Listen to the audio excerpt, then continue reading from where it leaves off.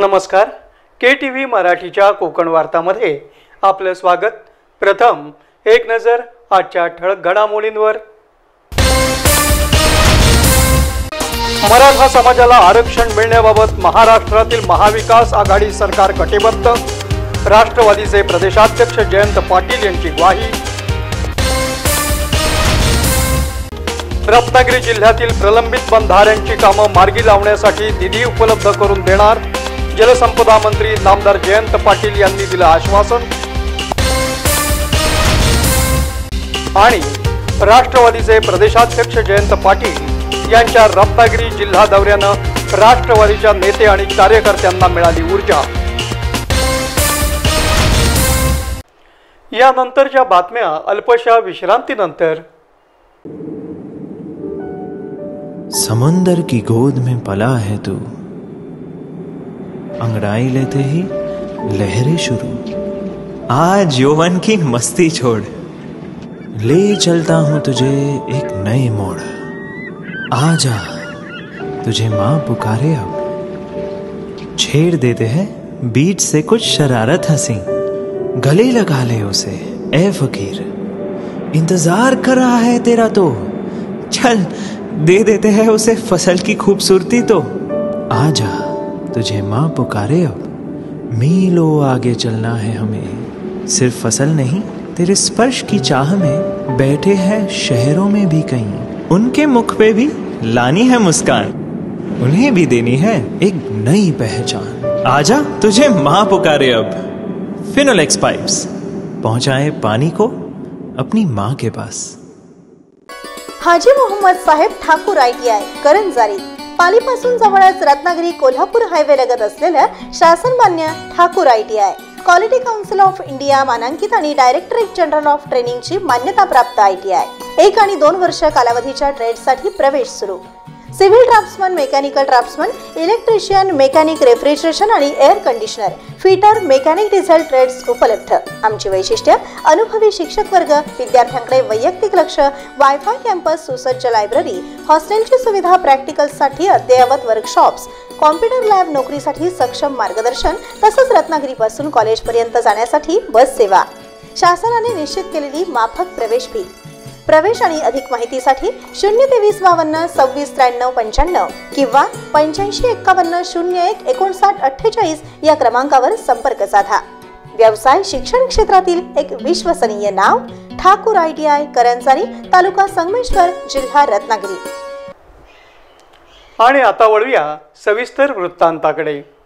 मराठा समाजाला आरक्षण मिळण्याबाबत महाराष्ट्रातील महाविकास आघाडीचं सरकार कटिबद्ध आणि सतर्क असल्याची ग्वाही जलसंपदा मंत्री तथा राष्ट्रवादीचे प्रदेशाध्यक्ष नामदार जयंत पाटील यांनी दिली आहे.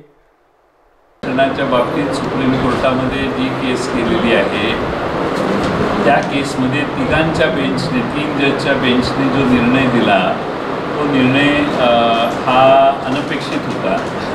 राज्य सरकारच्या वतीने मागच्या सरकारच्या काळात जे वकील होते तेच वकील, तेच सगळे यावेळी देखील आर्ग्युमेंटला होते. उलट महाविकास आघाडीने ॲडिशनल चांगले 1-2 वकील दिलेले होते. पण निर्णय काय झाला सुप्रीम कोर्टाचा? सुप्रीम कोर्टाने असं सांगितलं की 2021 या सालात जी भरती आहे त्याला स्थगिती द्या. 2021 सालात जे विद्यार्थ्यांचे प्रवेश आहेत त्याला स्थगिती.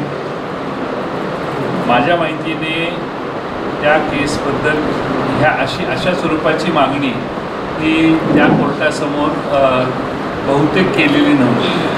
तरी देखील अचानक सुप्रीम कोर्टाने निर्णय दिला, त्याचा अनादर करण्याचं काही कारण नाही. त्यानंतर आता पुन्हा राज्य सरकारने त्याची बाजू मांडली आणि बाजू मांडल्यानंतर आता 1 महिन्याचा कालावधी देण्यात आलेला आहे. 1 महिन्यानंतर पुन्हा ही तारीख पडेल. राज्य सरकार पूर्ण सतर्क आहे. मराठा समाजाचं मिळालेलं आरक्षण टिकावं म्हणून पूर्ण प्रयत्न राज्य सरकार करतं आहे.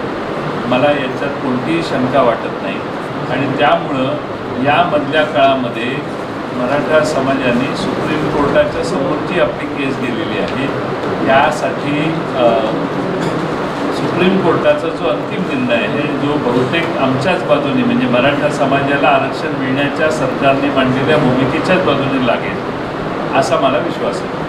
नामदार जयंत पाटील आणि पर्यटन राज्यमंत्री नामदार आदिती तटकरे हे 2 दिवसीय रत्नागिरी जिल्हा दौऱ्यावर आले असता त्यांचं रत्नागिरी येथील शासकीय विश्रामगृहाबाहेर राष्ट्रवादीच्या नेते आणि कार्यकर्त्यांनी जोरदार स्वागत केलं.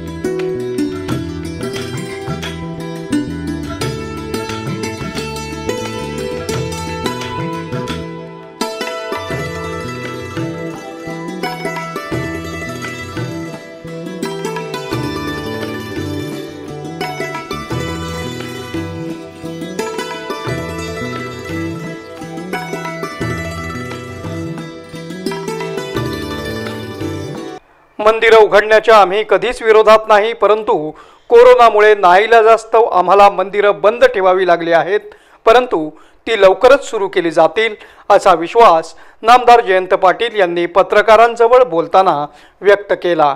10% लोकांनाच रेग्युलर फुलफेज नाही, पण मंदिर ही अशी गोष्ट आहे की जिथं प्रार्थनेसाठी लोक एकत्रित येण्याचं मोठं प्रमाण असतं आणि त्यामुळे आपल्याला ते फार मोठ्या प्रमाणात म्हणजे श्रद्धेने लोक एकत्रित येतात आणि त्यामुळे हे करोना वाढण्यासाठी त्याच्यात मदत होऊ शकते आणि म्हणून ही संख्या हळूहळू आता बरीचशी कमी झालेली आहे.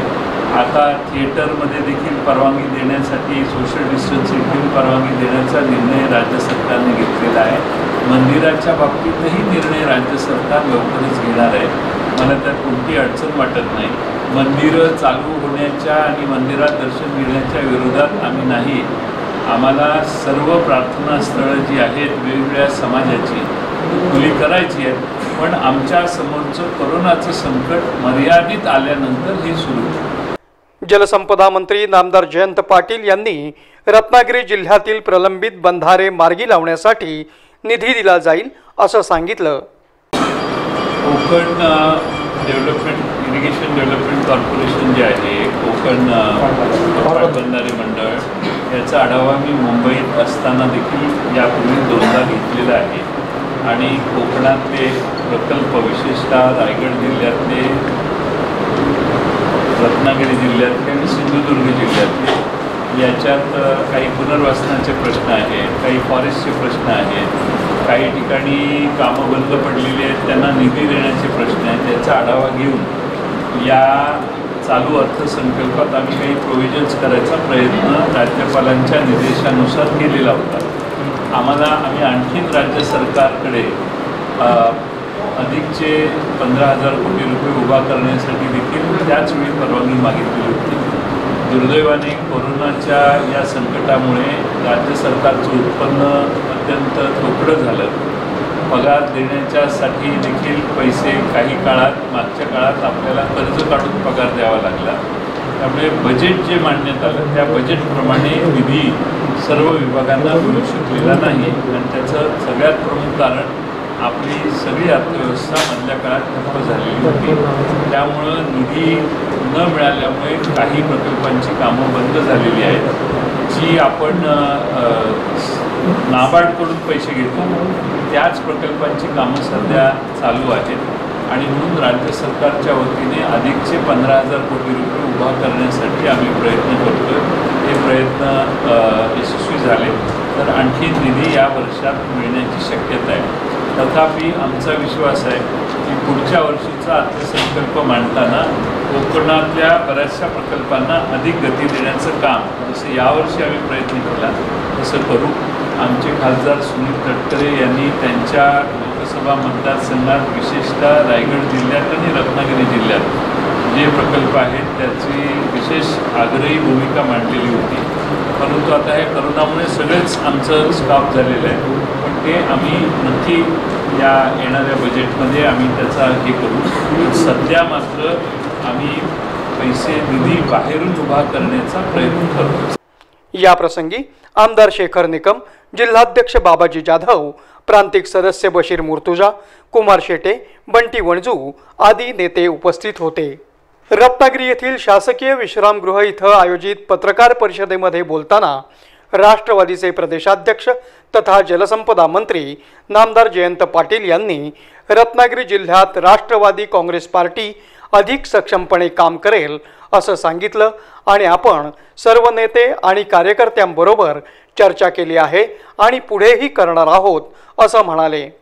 राष्ट्रवादी काँग्रेसच्या ज्या आमच्या फ्रंटल ऑर्गनायझेशन्स आहेत त्यांच्या कामाचा आढावा घेतला आहे. आता उरलेल्या 3 तालुक्यांचा इथं आढावा घेणार आहे, 3 मतदारसंघांचा. त्याचबरोबर चिपळूणला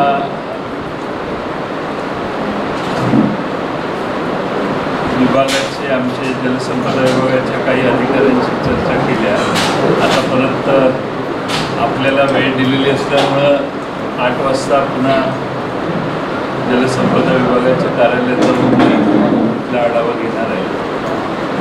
राष्ट्रवादी काँग्रेस पक्षाच्या वतीने पूर्ण जिल्ह्यात राष्ट्रवादी काँग्रेस सक्षमपणाने काम करावी, अधिक प्रभावीपणाने सत्तेत आमचा सहभाग असल्यामुळे जनहिताची कामं आमच्या पक्षाच्या माध्यमातून व्हावी असा आमचा प्रयत्न आहे. खासदार सुनील तटकरे साहेब यांना कोरोनानंतर विश्रांतीचा सल्ला असल्यामुळे ते आज येऊ शकले नाही. पण या जिल्ह्याच्या संपर्क मंत्री म्हणून आदिती तटकरे या सकाळपासून माझ्या दौऱ्यात सहभागी झालेले आहेत. आम्ही इथं जमलेल्या राष्ट्रवादीच्या कार्यकर्त्यांच्याशी आता संवाद करणार आहोत आणि उद्या सिंधुदुर्ग जिल्ह्याचा आढावा घेणार. राज्यातील महाविकास आघाडी सरकार उत्तमपणे काम करत असून आमच्यात कोणतेही मतभेद नसल्याचं नामदार जयंत पाटील पत्रकारांजवळ बोलताना म्हणाले. तसंच खासदार सुनील तटकरे हे आमचे नेते आहेत असंही पत्रकार परिषदेत बोलताना त्यांनी सांगितलं. आमच्यावर टीका करण्यासाठी त्यांचं आता ते कामच आहे ना. ते जर काम नाही केलं तर तुम्ही त्यांना प्रश्न विचाराल की तुम्ही गप्प काय. सर पण आपण हा विषय गंभीरपणे घेत नाही का? नाही, जे मुद्दे गांभीर्याने आहेत ते आम्ही गांभीर्याने जरूर घेतो. आम्ही विरोधकांना गांभीर्याने घेत नाही असं नाही, पण मुद्दा असणं आवश्यक आहे. आता ज्या मुद्द्यांना आम्ही प्रयत्न करतोय त्याच मुद्द्यांच्यासाठी जर कोणी आंदोलन करत असेल तर आम्हाला माहिती आहे त्याचं उत्तर काय आणि आम्ही जे प्रयत्न करतोय त्यात आमची प्रामाणिकता महाविकास आघाडीची असल्यामुळे त्यांच्या कोणत्या आंदोलनाला जास्त महत्त्व देण्याची आवश्यकता नाही. असं आहे की खासदारांना आपल्या मतदारसंघात त्या तालुक्यात जाऊन कामांचा आढावा घेण्याचा पूर्ण अधिकार आहे, कारण खासदार ही लोकांचे प्रतिनिधी आहेत. माझ्या मतदारसंघात शिवसेनेचे खासदार आले आणि त्यांनी एखादी बैठक घेतली, तुम्ही त्याला कधी विरोध करत नाही, कारण त्यांनी लोकांनी मतं दिलेली आहेत, त्यांना त्यांनी निवडून दिलेलं आहे. त्यामुळे प्रत्येक लोकप्रतिनिधी आपापली मर्यादा ओळखून राहणं आवश्यक आहे आणि त्यासाठी कार्यकर्ते अधिकारी ज्या अधिकाऱ्यांना घेऊन बैठक घेतली ती बैठक ही लोकसभेचे खासदार म्हणून उचित होती आणि त्यात काही वावगं आहे असं मला वाटतं. त्यांनी हक्कभंग मांडला, त्यांची गैरसमज काय झाला याची मला काही माहिती नाही, पण सुनील तटकरे खासदार आहेत, आमच्या महाआघाडीचे नेते आहेत, नुसतेच खासदार आहेत असं नाही. त्यामुळे त्यांचा सन्मान राहणं, त्यांचा मान राहणं हे राष्ट्रवादीच्या दृष्टीने महत्त्वाचं आहे. आम्ही ही गोष्ट गांभीर्याने घेतलेली आहे. राष्ट्रवादीचे प्रदेशाध्यक्ष तथा जलसंपदा मंत्री नामदार जयंत पाटील आणि पर्यटन राज्यमंत्री तथा संपर्क मंत्री नामदार आदिती तटकरे यांनी रत्नागिरी येथील शासकीय विश्रामगृहाच्या सभागृहात राष्ट्रवादीच्या नेते आणि कार्यकर्त्यांसोबत बैठक घेत थेट संवाद साधला।